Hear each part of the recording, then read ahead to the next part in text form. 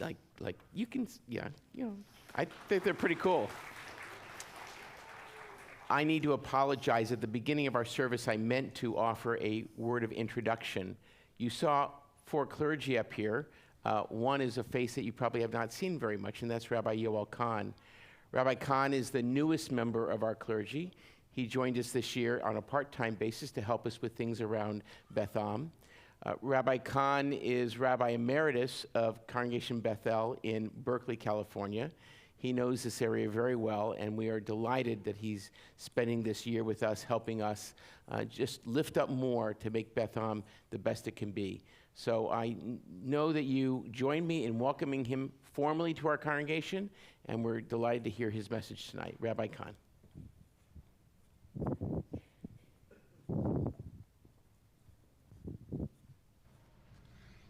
Shabbat Shalom. And Shabbat Shalom to those of you who are with us on Zoom and live stream. I do want to say it's an honor to be here. I have long connections to Congregation Beth Am, but my strongest connection, some of you heard me say this, is that when I was born, Rabbi Sidney Axelrad was the rabbi of Congregation Beth El in Berkeley. And some 40 years later, I had the opportunity to assume his pulpit there long after he'd been here, but he and my parents were lifelong friends, and so I'm very honored now to be able to be on this bima that he spoke of, that he was on for so many years. This Shabbat is one of a series of special Shabbatot that fall during this time of the year. It's called Shabbat HaChodesh, the Shabbat of the month. Now you might ask, well, which month is it? In fact, the Torah interrupts its story of the Exodus in the book of Exodus chapter 12 to give instructions for all the generations that are going to follow, and says, this month shall mark for you the beginning of the months. It shall be the first of the months of the year for you. The most important month of the year for our Torah and for our tradition is the one in which Passover falls, the season of hope and a celebration of redemption and possibility. The month of Nisan begins with the new moon of spring. Is it tomorrow night or Sunday night? Yes. Tomorrow night, the new moon of spring.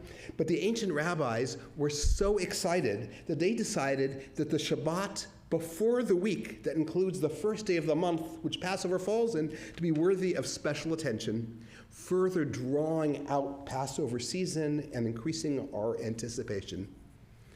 I really do look forward to Passover and celebrating the Seder, my favorite night of the Jewish year.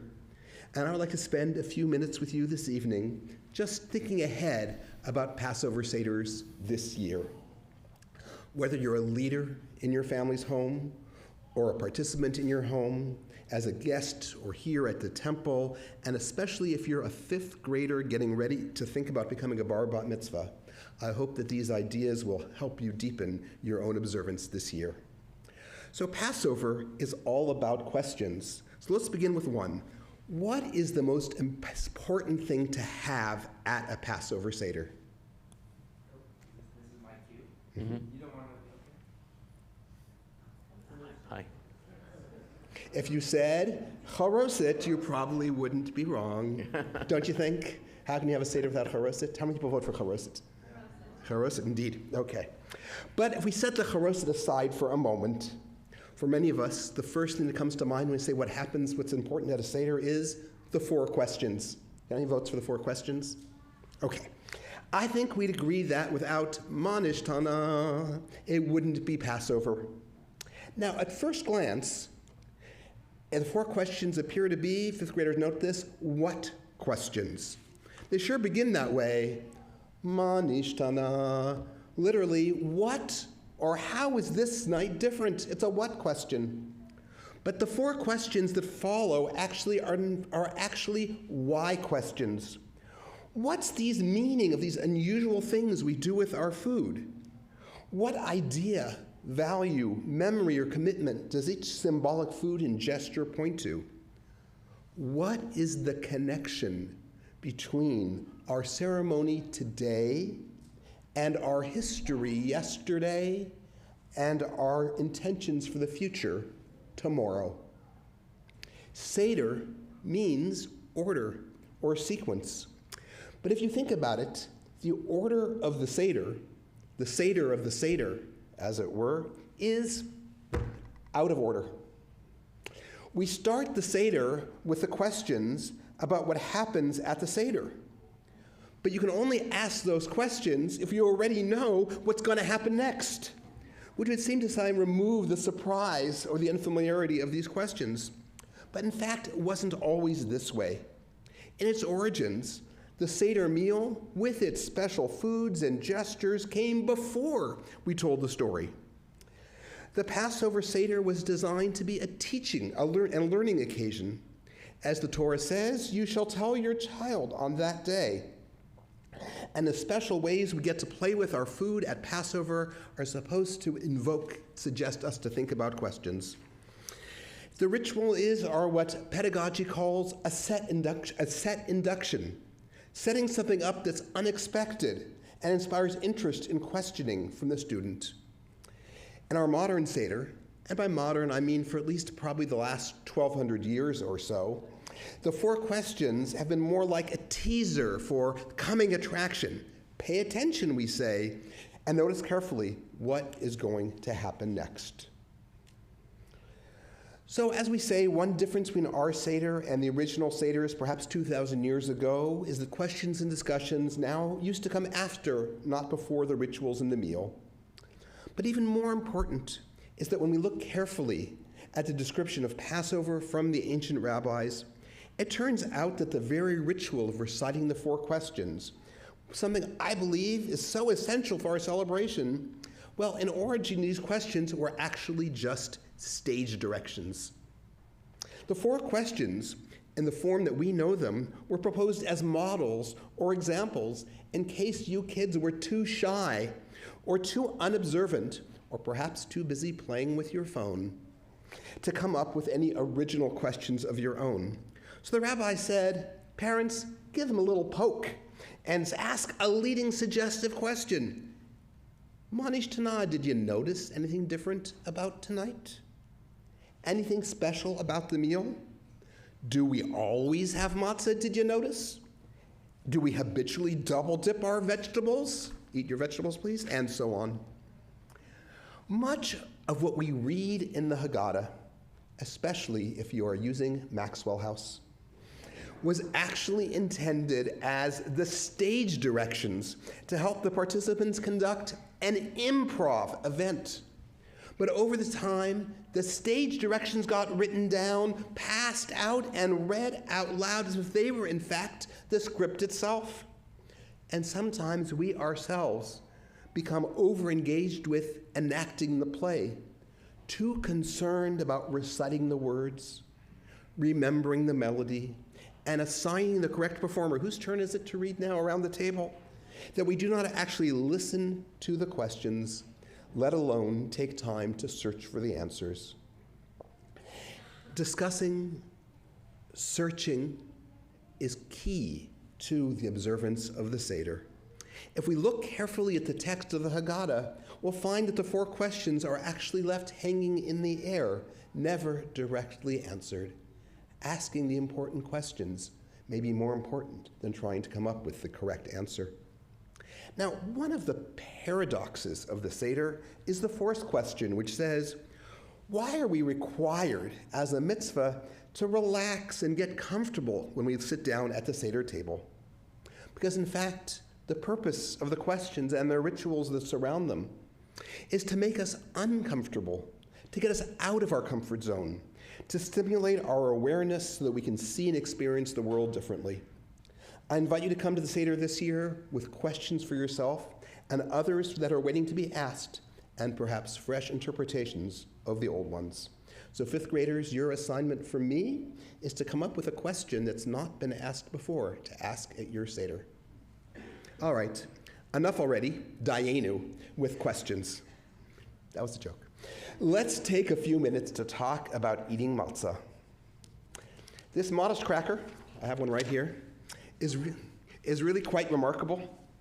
As you know, at Passover, things come in 4s, and there are 4 different dimensions of the matzah. First, of course, Matzah is the symbol of poverty, lechem oni, the poor person's bread. When we first lift up the matzah, we take a sheet of it and then we break it in half and say, this is the bread of affliction that our ancestors ate. For the poorest among us do not even have a full measure of the most basic food, only a half portion, a broken loaf. It is also the symbol of spiritual hunger. Let all who are hungry come and eat. Let all who are in need celebrate the Passover. This then becomes the afikomen. Rabbi Heath, can I give you the afikomen?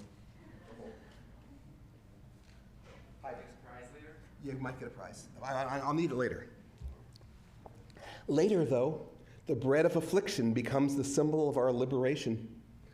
In the Passover story, matzah isn't mentioned at all. It's only when our ancestors are rushing to leave that narrow place that they grab their bread troughs before the dough had time to rise. So the matzah becomes the symbol of the urgency of liberation and of the exodus itself. And then we make a sandwich. Rabbi Yoel, who lived after the destruction of the temple, would remember three things that Rabban Gamliel did when the temple stood. He would take matzah and maror, bitter herbs, and the paschal lamb, the sacrifice lamb that was the symbol of the Exodus, and eat them together on an open-faced sandwich. We no longer offer the Passover sacrifice, and so our Hallel sandwich consists of matzah, maror, charoset, to cut the bitterness of the maror, and in place of the paschal lamb on the open-faced sandwich, we put another piece of matzah on top. So the matzah, which started out as the symbol of the lechem oni, the bread of poverty and oppression at the bottom of the sandwich, then rises to the top of the sandwich to become the symbol of our liberation. But wait, there's more. After the meal, we search and find the afikomen.